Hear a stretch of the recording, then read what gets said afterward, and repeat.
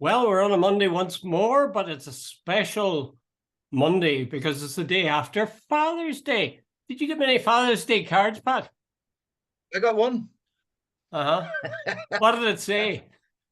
Happy Father's Day. Well, No, I think it's actually from my grandkids. Go ahead. yeah, mine was from my daughter, and it said, "Alexa, send Dad a Christmas card or a Father's Day card." Just I'm not sure. your Alexa talking. Oh God, no, Yeah. what a cut. There you go. No, There you go.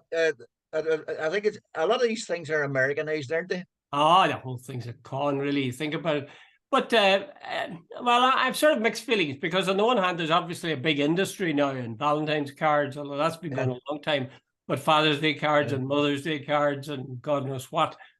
On the other hand, it's sort of nice, it pushes our emotion into the open, I think. And we're very reluctant as a race to be emotional in an open way. Don't you think? Yeah. Yeah. Do you remember we've got the old repressed Catholic thing, isn't it? Do you remember Cheers? Did you ever watch Cheers? Yeah. Do you remember Woody? Brilliant. Remember Woody? And he was talking to Fraser about how did they deal with emotions back home where he was from. And he said, well, my uncle Pete said, you get a bottle and you put them into it, and then you get a cork and you beat it down and you keep them in there all the time.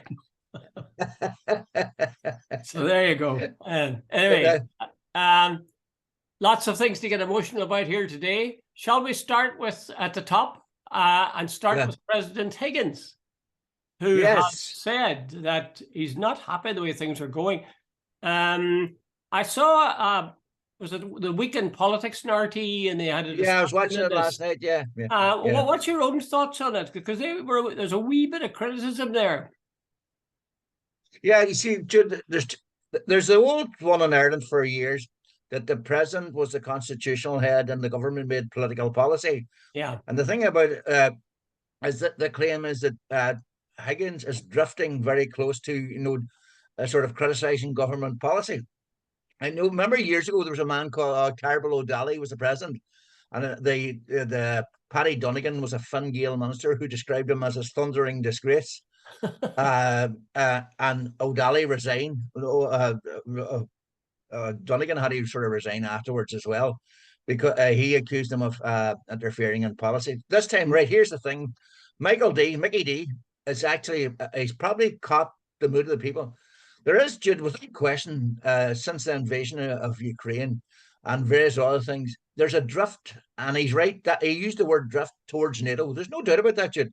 There's a lot of people saying, look, we can't even protect ourselves. There's undersea cables that we don't have. We've got 2 ships we bought from Australia for something like 28, 30 million, whatever it was, and we haven't got the personnel to man them. They're actually lying, I think, somewhere down about a dock at Cove, I think it is. Right. Our army is about 20, and the Republic's army we're talking about is about 25%, 30% under personnel levels. We can't. They pay them so badly. Nobody wants to join. Would you join for whatever's less than anybody else getting for the possibility of getting killed? So here, Jude, that's the background. Now, Micheál Martin, he's the Minister for Foreign Affairs. He says Ukraine was ours. I'm putting words in his mouth, but he basically says Ukraine was our 9/11. That the days of saying that the days of Europe's 9/11. He says he says the days of saying, look, we can look out there and say we depend on somebody else to protect us. That we need to start looking at ourselves, and we need to have a discussion. He says I can't remember. I think it was Neil Richmond said we're not looking to join NATO, but we're looking to our own defence. Now, Jude, it's one of those things that you could say you could argue from A to Z, and then from Z to A. So I can see where both sides are coming from, but if you're asking me my personal opinion, I don't think we should be joining NATO. I don't think we should. I don't think we should give up our neutrality, not unless we're under direct threat. I agree with you totally.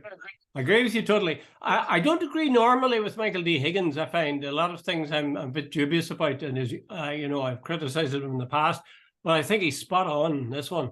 In fact, I think drift is too gentle a word to use.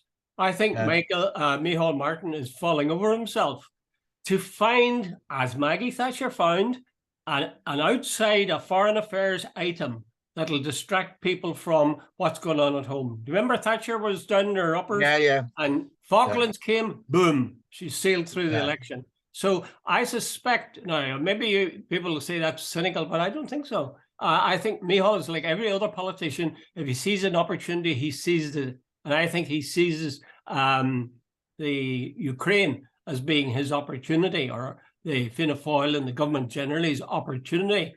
I think, well, here's my view now. I'm sure you probably not agree with this, Pat. I think the south of Ireland should face the fact that it will not have an army that will deter anybody from doing anything. In terms of physical force, Ireland isn't capable, whether you like it or not, it's not capable. But what Ireland does have is a very good reputation for being what you've called in the past soft power, having soft power, or being peacekeepers. Now, I sometimes get annoyed by this because they say these guys are peacekeepers, and then they show you a line of tanks rolling out. You know, I'm a bit dubious about people who say we're going to keep the peace and they're going to point a gun at you. I really think Ireland. I know it's radical. I know it won't happen, but I think the south of Ireland and Ireland generally should make a jump and say, look, we're finished with the idea of convincing people by killing them. But we believe firmly, and we're going to work tirelessly to have people in communication, working out problems at the table. It's exactly the stuff we were told with the Good Friday Agreement. You know, don't use violence for political ends, use negotiation, use politics. I think Ireland should make a concerted effort there. I think Ireland is uniquely placed in the world in that respect. Take all that money you're putting into ships and tanks and so on, and somehow convert your army into, I haven't thought it through, but a peace corps of some kind, so that they would actually be doing work that would be positive, rather than being a kind of a mini army, a kind of a half army. We're a peace force, but we've got big guns here. Does that sound crazy rantings of an old man, Pat? Don't say yes. Yes, of course they are. But you I recall some years back, RT did a sort of retrospective of the outbreak of the Troubles. And I remember the famous, though it's not an exact quote, we will not stand idly by, Jack Lynch's. Yeah, right. Remember there was some talk that the South was going to come to the aid of the North, and they were going to invade type thing. They were going to invade their own country, if you know what I mean. Well, we'll not discuss that. Anyway, they were supposed to. The Irish army were supposed to go north and to relieve the Derry and West Belfast and so on. I remember a British Army guy on saying, "Look," he says, "I don't mean to be disrespectful, but he said that would have been the most worst military decision in history." He says, "For starters, you don't have any planes, you don't have any tanks type thing, and all that." He says the Irish army would have been crushed if Britain sent in their troops. They have 60 million people. They spend so many million per year on arms and armaments and ships and tanks and whatever. And they've got all the modern day firepower and so on. We don't have any of that shit. We don't have a navy. We don't have an air force. So I don't know what the hell we're talking about joining NATO and getting involved and all that sort of stuff. That's the reality. Unless we're willing to spend a considerable part of our GDP on arms, Jude, we're a small island off the west coast of Europe. We are basically on our own. Now, we're strategically important in the sense that there's cables and we're the next parish as America and so on like that. And the reality is, Britain, when they do anything for us, it's doing it for themselves. But to revert to the point you made, soft power. We're on the Security Council, UN Security Council. Irish diplomats can go to most countries. Remember when the war broke out in the Falklands? Half the BBC were rushing to get Irish passports because the Irish people were acceptable to get into Argentina and to the other places. So, Jude, the wee Irish passport is a very acceptable one. And maybe that's the power we should be using, the power of influence. I really think we should be doing it radically. At present, we have some degree of power in that respect, but I think they should be making a bold, radical move. Just to, incidentally, just come back to that thing about not standing idly by. Ironically, I think if the British Army had, or the Irish Army had crossed the border and taken Derry, as it could have done with no bother, you're right, the British then would have come and crushed them. But can you imagine the international incident that would be? Can you imagine what America would have said? You see, that was soft power, did the British Army, they crushed the Irish Army because it went into the north part of Ireland? What the hell's going on? Yeah. You could see a whole chain of events where the thing would backfire. Absolutely, but as I said, that's a whole different argument. That's history. That's history. That's history. It didn't happen. But again, to come back to, there's an awful lot of money. Now, I know the armed forces are underpaid, and I know a bit about it because I have a nephew who was in the Irish Army for 20 years or so. But I think there's still a lot of money there in terms of barracks and in terms of armaments, in terms of training, in terms of journeying overseas, etc., tanks, ships. If all that was devoted to strengthening and devising strategies for peace, why not? I remember when Kennedy had the Peace Corps, it just struck me as such a good idea. Try to have people go out to other countries, not to put them and enslave them, not to take advantage of them, but to actually help them so that they would be known as helpers, not threats. Jude, I recall an army guy who was on one of the RT programs. These modern guns with their telescopic sights and their infrared and cameras and all the rest of it. Each gun costs, as far as I remember, he said €7,000. Jude, if you have 10,000 soldiers and 10,000 7,000s, Jesus, that's a lot of money. And then, of course, any our naval vessels, apparently, as I said, according to the Week in Politics last night, we have 2 ships tied up, That's right, because we haven't got the personnel for them. So how much do they cost and all that? Unless we go down the American route and, just give trillions of dollars to the armaments, I think the reality is we got to face up to the fact neutrality works better for us than any military move we would make. Yeah, I think we should just pull back from the idea of helping the armaments industry. It's one of the most thriving trades in the world.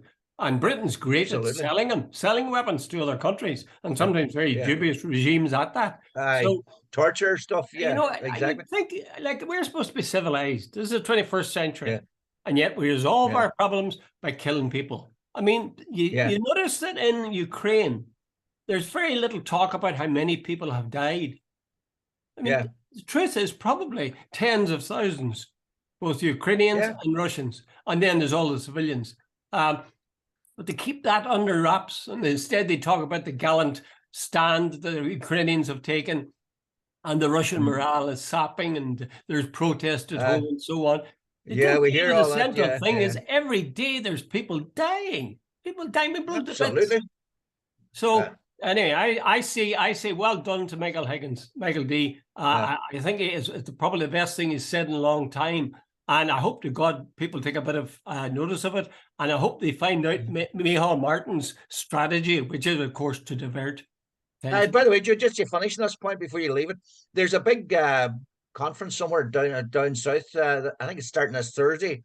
And it's been chaired by a woman. I think she's an academic from maybe Oxford. I'm not sure, Jane Richardson or something like that.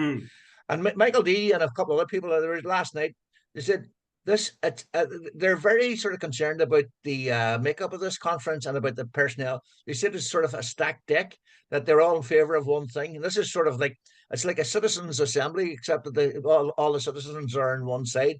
Now, that's going to be very interesting to see. But Jude, neutrality as a hot topic, there's also that PESCO thing in the UN and NATO and so on. Jude, it's a red hot topic now, because of the invasion of Ukraine. And, what does they say? Never waste a good crisis. So this government might try and shift policy because of this. But the thing about it, here's the final point. If we want to, our son's going to have to fight wars on behalf of NATO or on behalf of the UN or whatever, you better be very careful about what way you're thinking about our neutrality. Yeah, indeed. The fact is, when you look back in history, the things that the West said were absolutely vital that we go over to Afghanistan, absolutely vital that we invade Libya, absolutely vital that we take care of Iran. And, people died. or people were maimed. I know a woman, a sort of public figure. I won't mention her name now, but she was telling me about her nephew who went to join the British Army and went to Iraq. An intelligent guy, but who believed that this was the right thing to do because of what Tony Blair said, and he lost a leg. Now he has survived, but he's going through life with one leg. I mean, just even that sounds piddling, unimportant, pretty important to him though. And it just shows you the way that people can be sucked into this thing of, this is a noble cause we're involved in. I would be really, really suspicious of any noble causes beyond the shores of Ireland. Let me put it like this. If they really want to look for an injustice, don't go looking any further than your own country. Yeah, absolutely. Okay, right. Let's go. Talking of injustice, let's talk about who was it? The DEP councillor. He said, which one? Oh, Jesus, yeah. You knew his name. I've forgotten what his name was. I think there's William something. I think, and there's a Tracy Kelly, DEP councillor, who said that anything Irish triggered bad memories for unionism. That was the first one. Edwin Poots, he said, putting Irish signs up at the Olympia Leisure Centre in Boucher Road, or whatever the hell it is, was bad for community relationships. And DUP councillor Diane, or DUP LMA, sorry, what's her name? Diane Forsyth. She said that what was she said? Heaton Harris can find money for Casement Park, but not for schools or hospitals or all the rest of it. Now, she had no criticism when he found money, or when the British found money for the rugby ground. No problems when they found money for various, Windsor Park or so on, so on. So, I was just thinking, that what seems to trigger anybody in the DUP, just mention anything of the nationalist community or anything. But Tracy Kelly is a DUP councillor, and she said, I think it was Thursday at a meeting, that anything Irish triggers unionism. Think about that for a sec. Anything Irish. In other words, mention that anything to do with Ireland or the rights of the Irish speakers or the Irish, the nationalist community, and it triggers unionism. Think about that for a second. Was it her? Which one of them said it was like anything talking about Irish and bilingual stuff was like a hand grenade? It's Tracy Kelly, yeah, as far as I remember. Well, I have mixed feelings about it, Pat. If I stand back for a minute, I would say God pity them, and we really should be trying to help people to see that that's a really dumb attitude to take. That's the truth. These are our fellow countrymen and women, and we really should be trying to make it, show them that kind of talk is nonsense.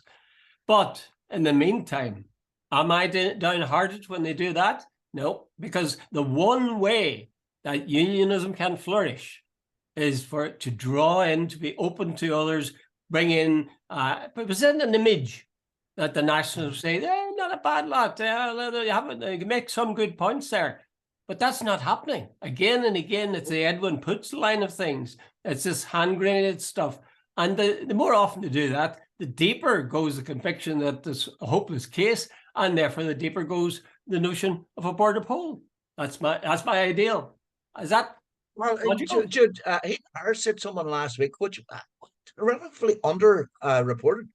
He says, if Starman doesn't come back, he would rule nothing out in the future. Jude, what exactly did he mean by that, or what is meant by that?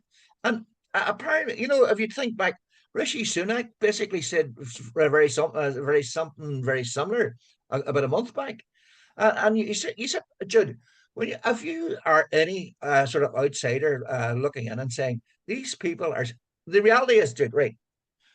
The demographics have changed, the political setup has changed, and these people still seem to be harking back to some sort of halcyon days when they had total control. To come out with a line that anything Irish triggers unionism, it's obviously they're saying, and please, I don't mean this, but you people are blacks, like South America, or not American South, in the 1920s and 30s. That seems to be almost the thinking here, that these people should not have any rights, and they're threatening our hegemony, that we should be in charge. And that seems to be the mentality.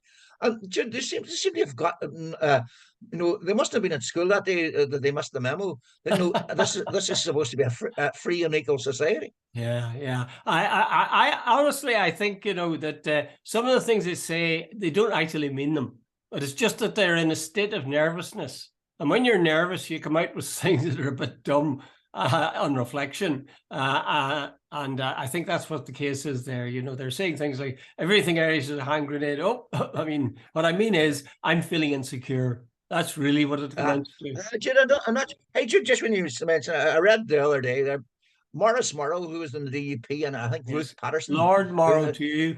Oh, I was Lord Morrow. I think I can't remember where exactly, but apparently some time ago they said St. Patrick was a Protestant. I was there. I was in it. It was in the BBC studio, and it was a woman from Belfast City Council who was running, and her election agent was Jamie Bryson, and Jamie Bryson was in the studio too, although he wasn't speaking. Your woman came out with that. It was on Talkback, and she said, of course, St. Patrick was a Protestant, and Crawley nearly hit the roof.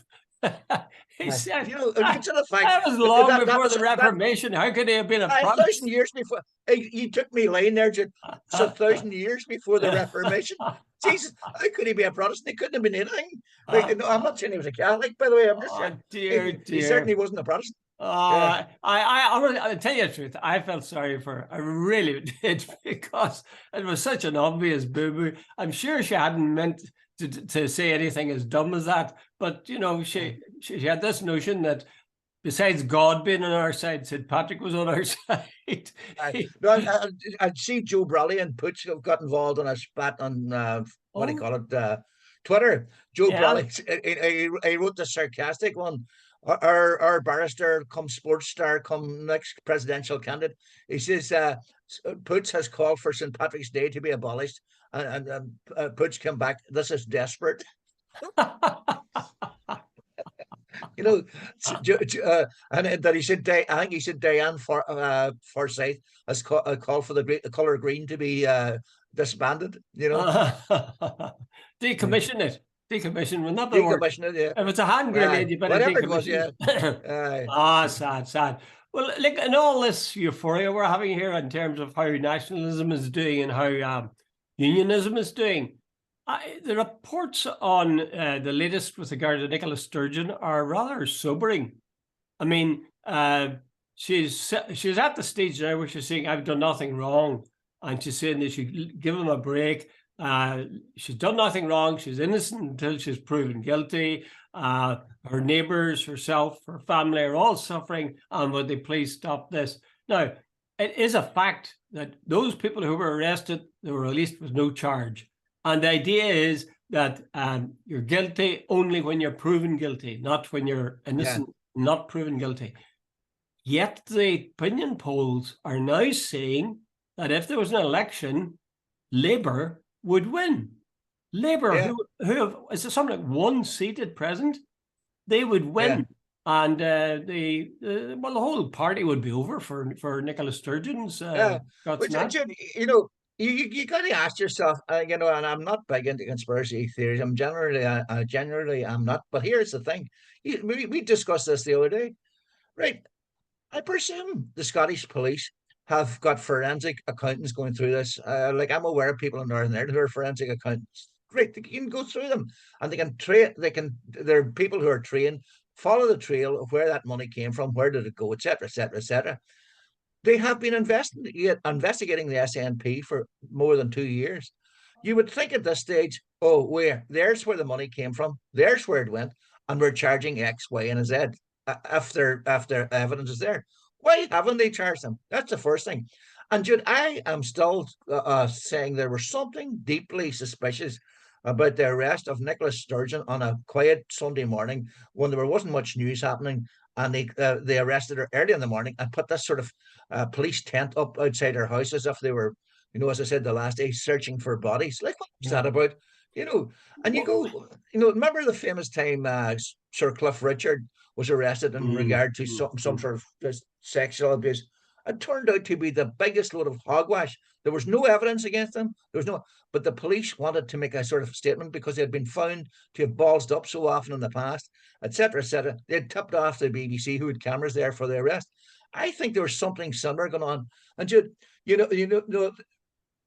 evidence seems to be that the Tories are out to destroy the SNP. Oh, I there's am no not doubt about saying, it. see, until the day they charge them and there's the evidence to convict them, I will be suspicious about exactly what is going on. Yeah, but Pat, that's what you would like. But the fact of the matter is, they have effectively destroyed the Scots Nats party. Now, the only thing in my mind that has a question mark over it is, why did she resign in the first place? Yeah, there's that. That resignation came out of the blue. It's hard to think that that resignation wasn't associated with all the resignations in the police and so on. Whether she was trying to block it by resigning or what, I don't know. But if you leave that aside, her resignation, all the rest of it stinks to high heaven. It really does. Yeah. I mean, it is of such importance to Britain that Scotland stay in. Especially, in fact, it's far more important that Scotland stay in than that the North of Ireland stay in. Now, if Scotland left, that enhances the chances that the North would leave. But the North is small stuff. They wouldn't give a damn. But they really want Scotland to stay, and they've managed it. And it'll take, I don't know how long it'll take. At least you can put it at least 10 years back. And but hold on, Jude, and I accept totally what you're saying, your analysis. But here's the thing. See if in another 2 years, they haven't arrested anybody or nobody's been convicted.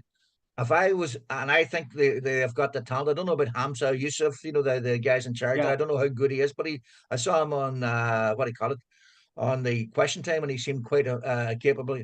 I would be using. Remember the old Alex Ferguson one? Everybody's against us, and he used that to build up the team. If I was the SNP, I'd be going. They tried to destroy us. They arrested our leaders. They've done X, Y, and Z. A good PR campaign. They haven't charged anybody. Nobody's convicted. What's happening here? You could turn it around. You could. The other thing, of course, to keep in mind is that the question of Scottish independence isn't simply a question of the Scots Nats. There's a lot of people who aren't maybe even in favour of the Scots Nats who are ardent nationalists, just as there are people who aren't Shinners here who are ardent United Irelanders.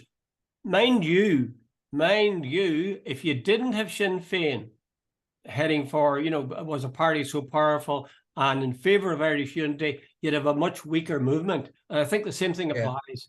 The Scots Nats aren't the only ones on the field, but their absence will be sorely felt. Judy, a lot of the Scots Nats are not, it's the detestation of the English.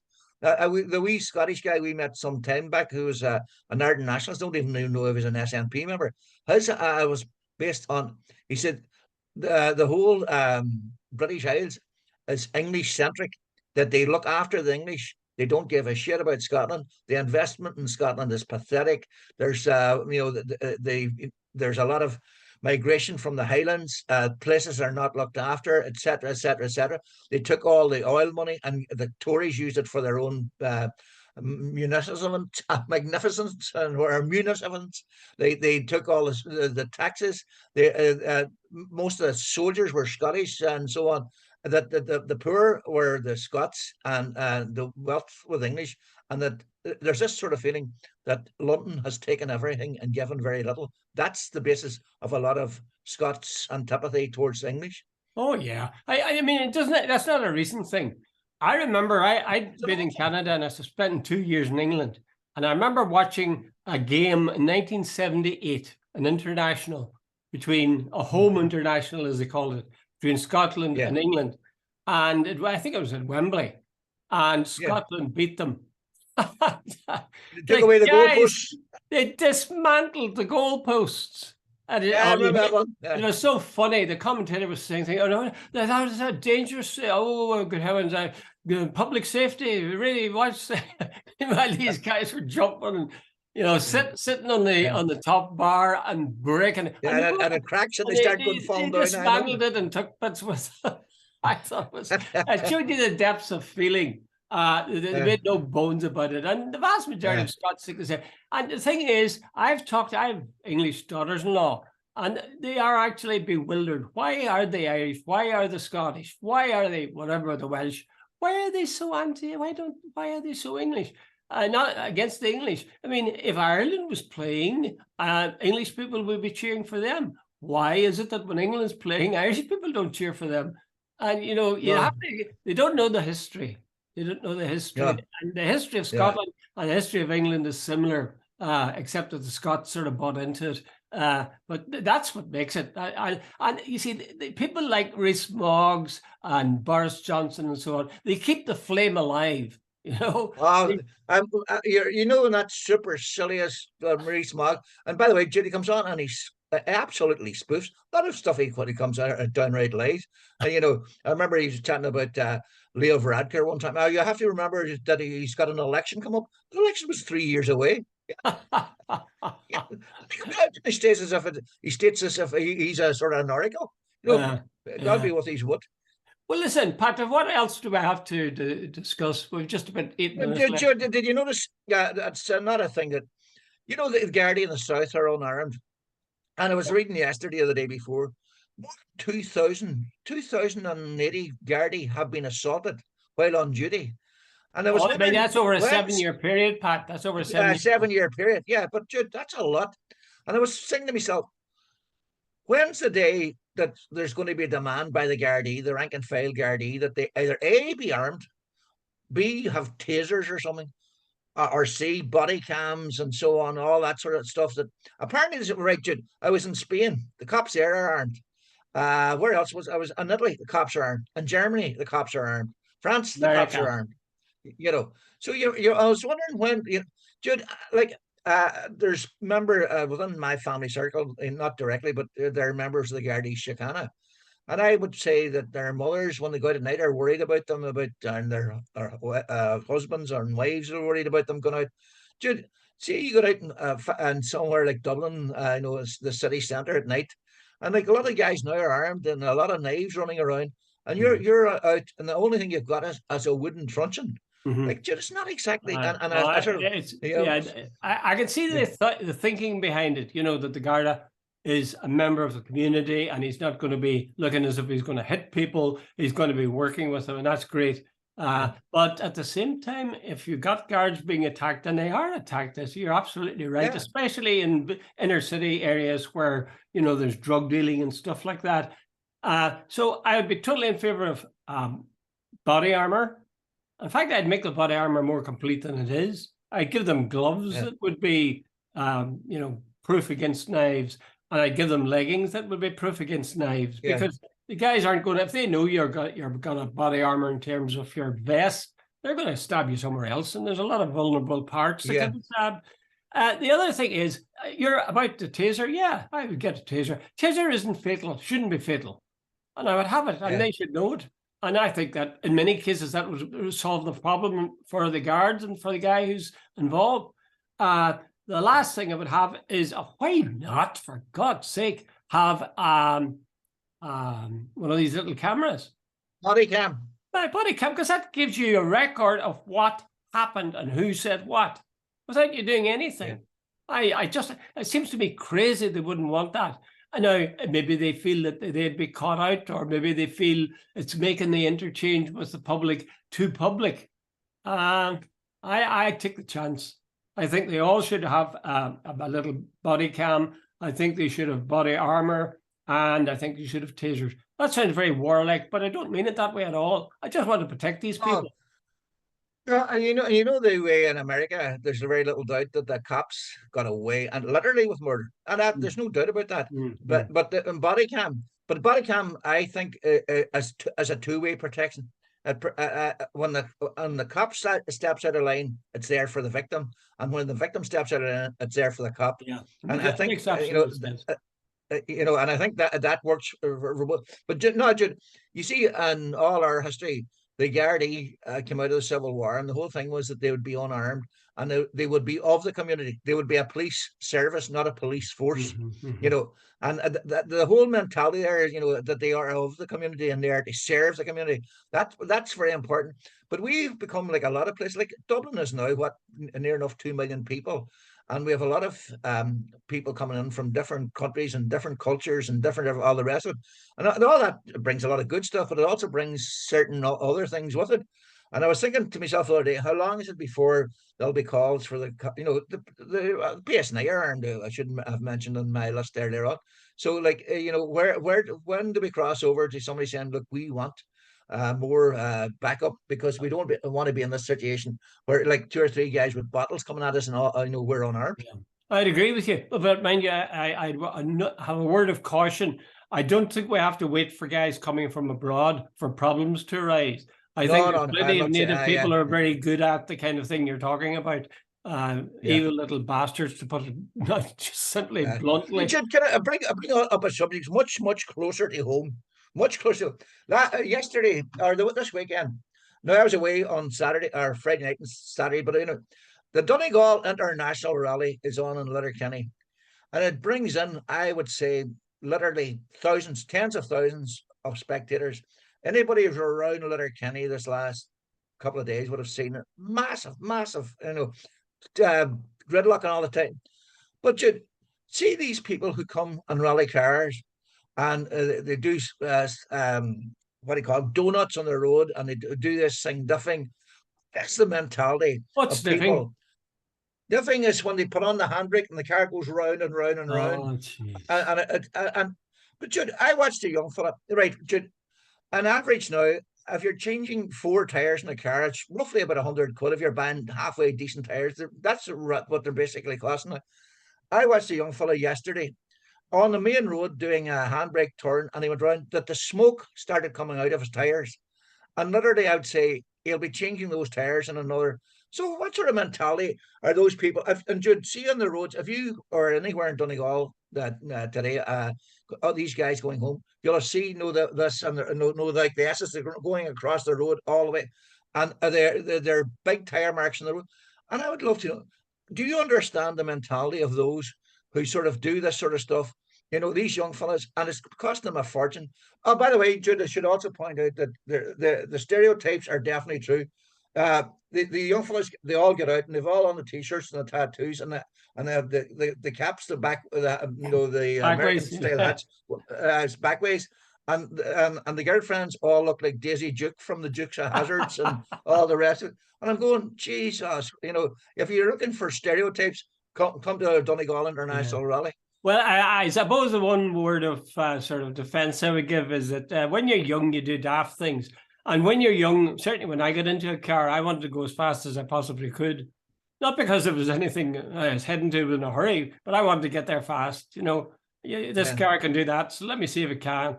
And you do tend to do daft things. Now, I never did the handbrake turn or never did the donut or whatever. But in a way, I can sort of sympathize with them. But not only are they putting their own necks on the line, that thing about burning rubber, I mean, why do you think they stopped them putting tires onto 12th bonfires? It's because it pollutes the air, something ferocious. Now, every time, even when cars go along the road, they're wearing away the tires normally, right? Yeah. Tiny bits of that rubber is going into the atmosphere. So even with an electric car, you're polluting there. Now, if you're talking about the kind of car that you describe, I mean, it's about 10 times, 20 times, 100 times as bad. And one word of caution I would have is they're ugly looking buggers. That's the truth. Ugly looking guys. And I think it's maybe not fair. That's what young people do. They do things, they dress ways that are very different from their parents or their adults. And they want to get up the noses of guys like ourselves. And it seems like they've succeeded. What do you think, Pat? See how sympathetic I am. See how philosophic I am. I don't dismiss them. I say, come unto me. Good luck, Jude. Okay, Pat, we'll leave it at that. I've got to go out and do a donut.